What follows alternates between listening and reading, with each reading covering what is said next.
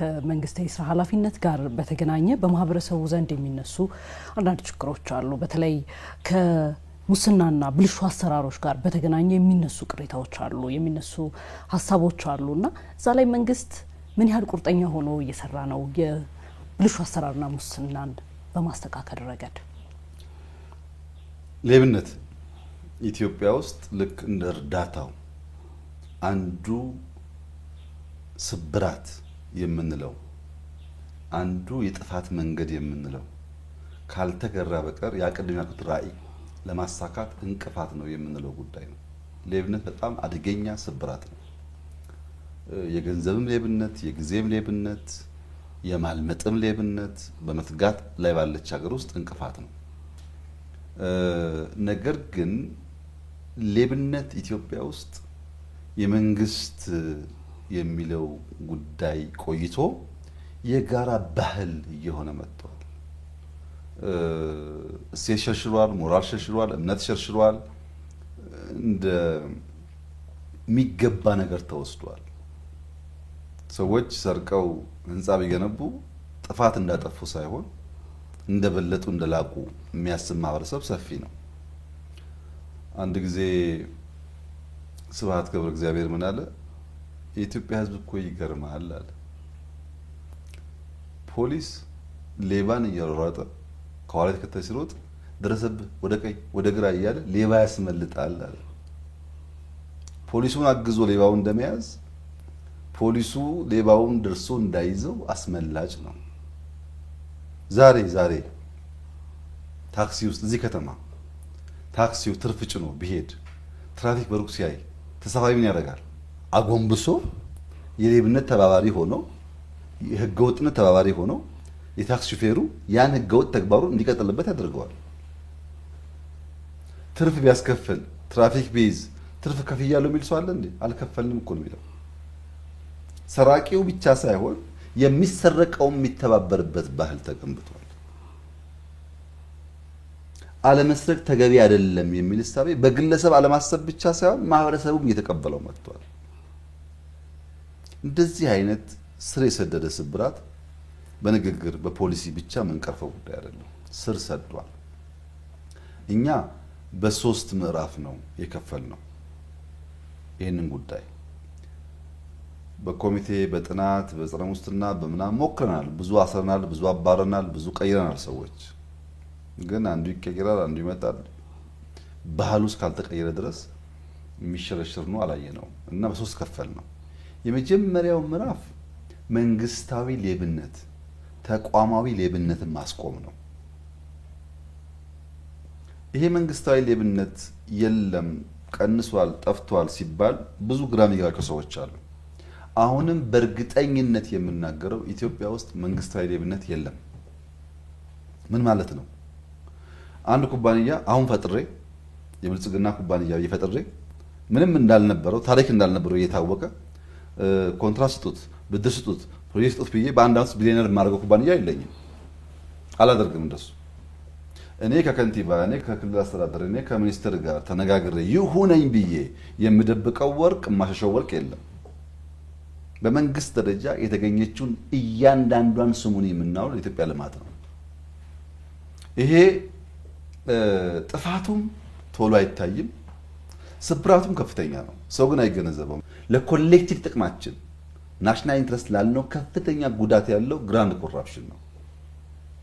አደገኛ ነገር ነው። ለዚህ ነው ቅድም አወጣው ማነሳልሽ ኤክስፖርት ማነሳልሽ የቡናው የምናምኑ እኮ የሚያያዝ ነገር አለው። ባለመመረት ብቻ የሚሆን ነገር አለ። ወርቁም ሌላውም ነገር የተቀናጀ ዘረፋ፣ የተደራጀ ዘረፋ፣ ፓወር ያላቸው ሰዎች ያሉበት ዘረፋ በሚደረግበት ሰዓት በግል አይደለም በቡድን በሚደረግበት ሰዓት በከፍተኛ ደረጃ የሀገር እድገት ያዳክማል። በዚያ ደረጃ 100% ኢትዮጵያ ውስጥ ኮራፕሽን የለም። መንግስት ተደራጅቶ 3-4 ሆኖ መክሮ ዘክሮ እንትናን ጠቅማለሁ እንትናን ጎዳለሁ ብሎ አይሰራም። እርግጠኛ ነኝ በዚህ። ይሄ እንደ ትልቅ ድል ወስደዋለሁ፣ ግን በቂ አይደለም። ይሄ ማለት ግለሰብ ባለስልጣን ሌባ የለም ማለት አይደለም። በግሉ የሚደራደር የሚሰቅ ሰው የለም ማለት የግሉ ነው፣ እሱ የግሉ ውሳኔ ነው። ያም ሆኖ በአመራር ደረጃ በተቻለ መጠን ራዕይ ለማጋራት ተሞክሯል።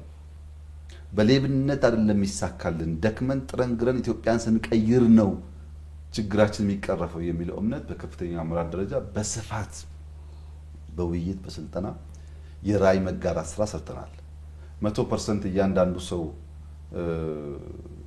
ምንም እንከን የለበትም ብዬ ደፍሬ መናገር ባልችልም አብዛኛው ከፍተኛ አመራር በእርግጠኝነት ሌብነት ውስጥ የለበትም።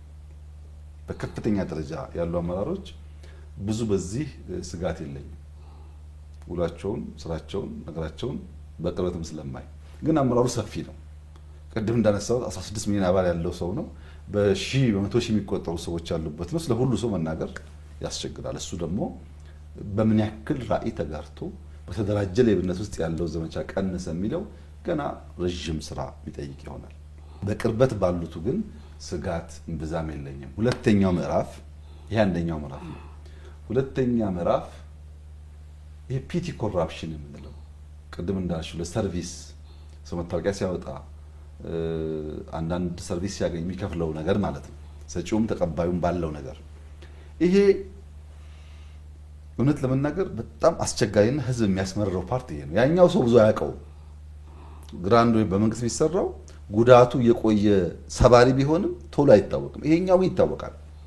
ሰው ለመደ፣ በቃ መደራደር፣ ኮሚሽን መውሰድ ልማዱ አደረገ።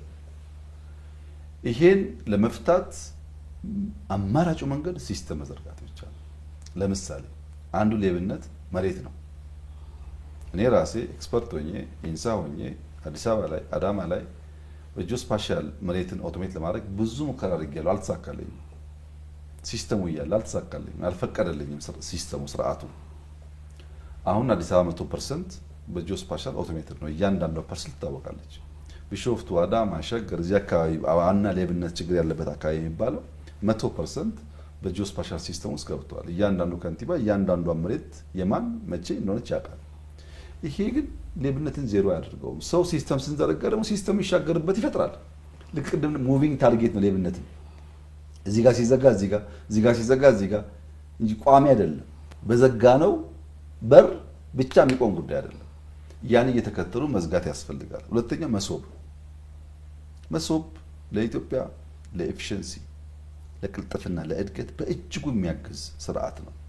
መሶብ ማለት ድሮ ወታደር ቤት እያለን ስዊዝ ቢላ የሚባል ነበር።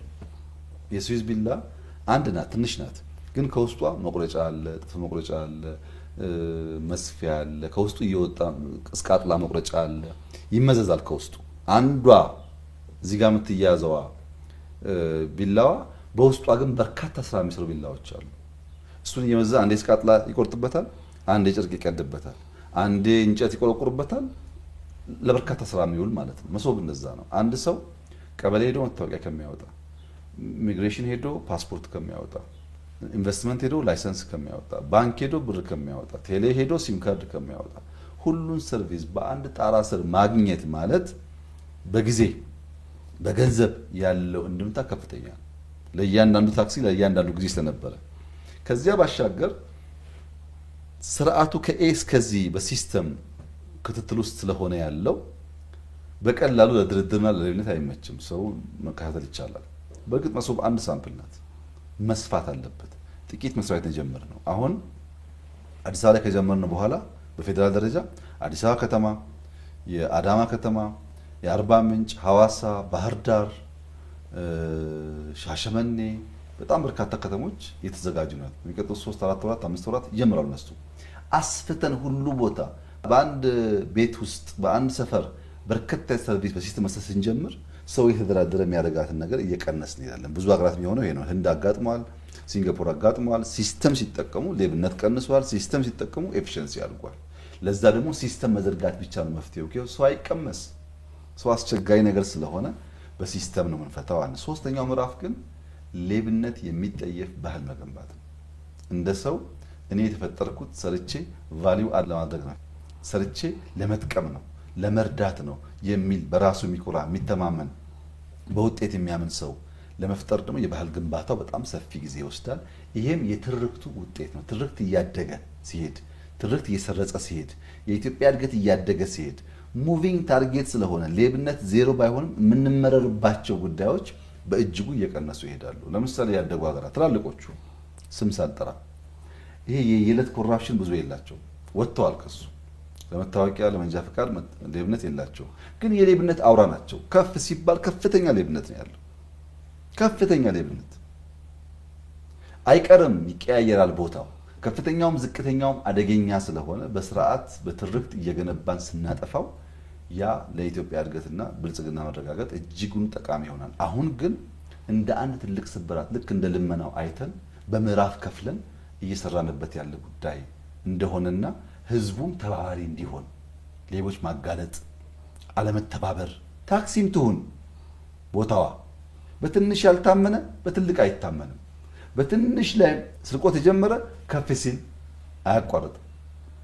እና ለዚህ ነው ተረትም እኮ አለ በሀገራችን እናቴ በቀጣሽ የሚለው እኮ እሱ ነው። በትንሹ ነው መቅጣት የሚያስፈልገውና ህዝቡን ተባብሮ በትርክቱን ገንብተን እድገት እየመጣ ሲሄድ ይሄ ሰው የሚያስመርረው አደገኛ የሆነው የሌብነት ልምምዳችን እየቀነሰ በሲስተም ይታገዝ የፈጠነ አገልግሎት የሰጠን ህዝባችን እፎይታ የሚያገኝበት ዘመን እየተፈጠረ እንደሚሄድ በእጅጉ ተስፋ አደርጋለሁ።